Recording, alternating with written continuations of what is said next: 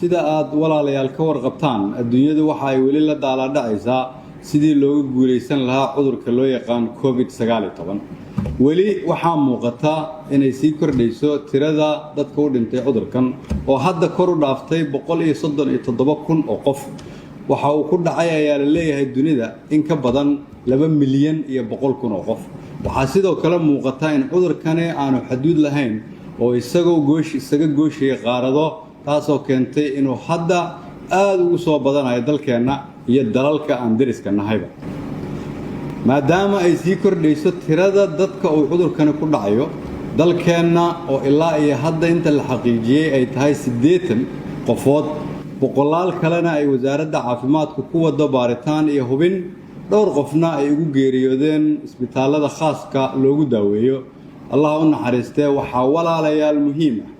in aan maqalno kuna dhaqanno talooyinka wasaaradda caafimaadka iyo dhakhaatiirta Soomaaliyeed dadka oo hadda cudurkani ku dhacay waxaa ka mid ah dhakhaatiir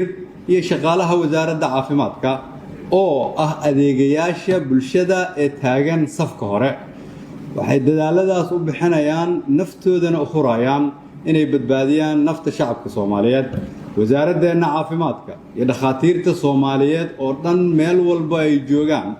maalin iyo habeen waxay u taagan yihiin inay dadka Soomaaliyeed badbaadiyaan waxayna naga mudan yihiin sharaf iyo ammaan si haddaba loo xaqiijiyo la dagaalanka cudurkan waxaa jira guddi heer qaran ah oo aan anigu ka mid ahay oo isugu jira xukuumadda culimada dhakhaatiirta ganacsatada iyo bulshada rayidka oo kulmo maalin walba sidoo kale waxaa nagala soo qayb galay wasiirada caafimaadka ee dowlad goboleedyada waxaana aaminsanahay in guddigani uu yahay guddi ka shaqeeya sidii loo samata bixin lahaa ummadda Soomaaliyeed waxyaabaha aan isku raacnay waxaa ka mid ah inaan kulligeen ka wada shaqeyno sidii aan ugu gurman lahayn dadkeena caafimaad ahaan iyo dhaqaale ahaan waxaan sii kordhin doonaa haddii Ilaahay yiraahdo xarumaha lagu daaweeyo cudurkan oo aan bilownay inaan qalab dhigno xarumo cusub waxaan badin doonaa baaritaanka si qof walba oo isaga shakiyo cudurkan uu u helo fursad uu isugu baaro waxaan ku guda jirnaa oo aan ku maqannahay inaan soo iibsano qalab caafimaad inta aan awoodno dawlad ahaan si aan dadkeenna ugu fidino adeeg hufan oo ay u baahan yihiin waxaan bangiga adduunka kala heshiinay inay noo soo iibiyaan qalab caafimaad ee aan hadda u baahannahay si aan ula dagaalno cudurkan qalabkaas oo aan rabno inaan geeyno isbitaalada inta ugu muhiimsan xukuumadda ganacsatada dhakhaatiirta bulshada rayidka iyo culimadu waxay wadaan dadaal xooggan oo loogu gurmanayo dadka Soomaaliyeed oo u baahan gargaar dadka Soomaaliyeedna waxaan ka codsanaynaa inay la shaqeeyaan guddigaas iyo dadka walaalahooda oo banaanka taagan si ay naftooda u badbaadiyaan ganacsatada Soomaaliyeed iyo wasaaradda maaliyaddu waxay ka wada shaqeeyaan sidii loo yareyn lahaa saameynta dhaqaalaha sidaas daraadeed ayaa loo dhimay canshuuraha raashinka daruuriga ah si shacabka aan loogu qaaliyeyn cuntada waxaan dawladaha Yurub iyo Mareykanka ka codsanay sidii bangiyada iyo xawaaladaha Soomaaliyeed shaqadooda loogu fududeyn lahaa maadaama ay dunidu gashay xaalad adag waxaan ka sugaynaa jawaab waqti dhow oo aan aaminsanahay inaan heli doono xal waxaan ka codsanay bixiyaasha in caawinaadaha ay bixin jireen ay u wareejiyaan dhinaca caafimaadka iyo taakulaynta danyarta oo cudurkani saameeyay nolol maalmeedkooda ganacsatada waxaan mar kale ka codsanayaa inay shacabka u taraan xaaladan adag ee lagu jira awgeed waxaan xasuusinayaa ganacsatada Soomaaliyeed in shacabka Soomaaliyeed uu yahay kii ganacsigooda bili jiray noloshooda iyo badbaadadooduna ay kulligeen waajibna saaran tahay culimada Soomaaliyeed ee sharafta leh waxaan ka codsanayaa inay sidii ay shacabka codkooda ugu gaarsiin jireen in badbaadada naftu ay ka muhiimsan tahay wax kasta u gaarsiiyaan kulana taliyaan in qof walba uu gurigiisa ku cibaadeysto waayo waajibaadka dhinaca diiniga ah waxa ugu horeeya badbaadinta nafta qof kasta oo awooda waxaan kula talinayaa in ay guryahooda joogaan si ay naftooda iyo nafta walaalahood u badbaadiyaan dhakhaatiirta Soomaaliyeed oo aan idin sheegay in qaarkood iyagoo badbaadinaya dad cudurkan ku dhacay iyagii uu ku dhacay waxaan leeyahay ayagana allaha badbaadiyay laakiin maanta waa maalintii aad wax u soo barateen bulshadiinna laydinkuna baahi badnaa ayna tahay maalintii la rabay dadaalkiinna inaad sii laba jibaartaan saxaafadda waxaan ka codsanayaa inay xaqiiqda u foojignaadaan mar haddii arrinkan laga hadlaayo uu yahay arrin caafimaad waa inaan loo gudbin shacabka Soomaaliyeed warar abuuraya khalqal iyo walwal caafimaad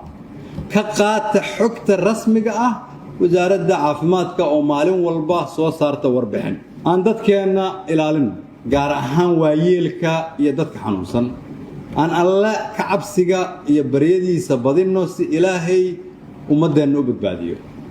waxaan rabaa mar kale inaan shacabka Soomaaliyeed xasuusiyo badqabka bulshada iyo badbaadintooduba maanta waxa ay ku jirtaa waa kala maqnaanta muddada cudurkani jiro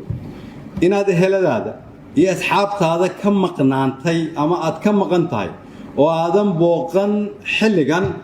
adag ayaa daliil cad waxay u tahay in qofkaas damiirkiisu uu xooggan yahay oo aad dadkaada ka ilaalinaysid dhib aadan la jeclayn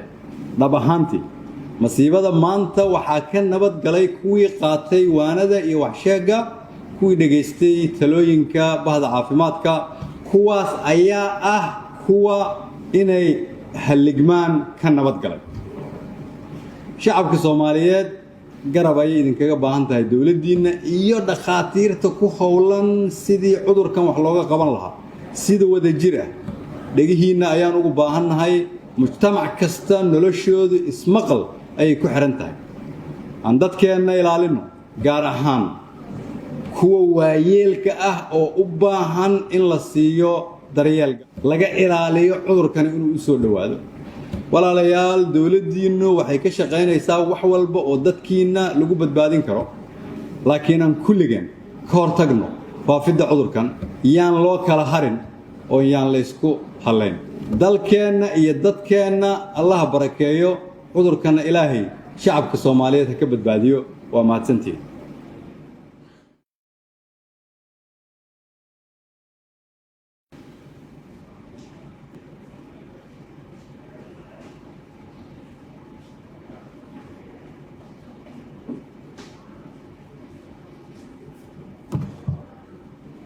sida aad walaalayaal ka warqabtaan adduunyadu waxa ay weli la daaladhacaysaa sidii looga guuleysan lahaa cudurka loo yaqaan COVID-19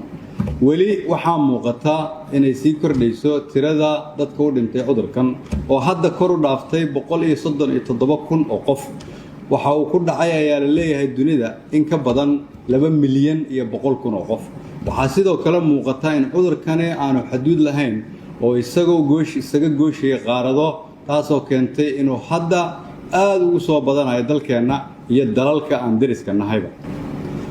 maadaama ay sii kordhayso tirada dadka uu cudurkani ku dhacayo dalkeenna oo ilaa iyo hadda inta la xaqiijiyay ay tahay 80 qofood boqolaal kalena ay wasaaradda caafimaadku ku wado baaritaan iyo hubin dhowr qofna ay ugu geeriyoodeen isbitaalada khaaska loogu daaweeyo Allah u naxariistee waxaa walaalayaal muhiim ah in aan maqalno kuna dhaqanno talooyinka wasaaradda caafimaadka iyo dhakhaatiirta Soomaaliyeed dadka oo hadda cudurkani ku dhacay waxaa ka mid ah dhakhaatiir iyo shaqaalaha wasaaradda caafimaadka oo ah adeegayaasha bulshada ee taagan safka hore waxay dadaal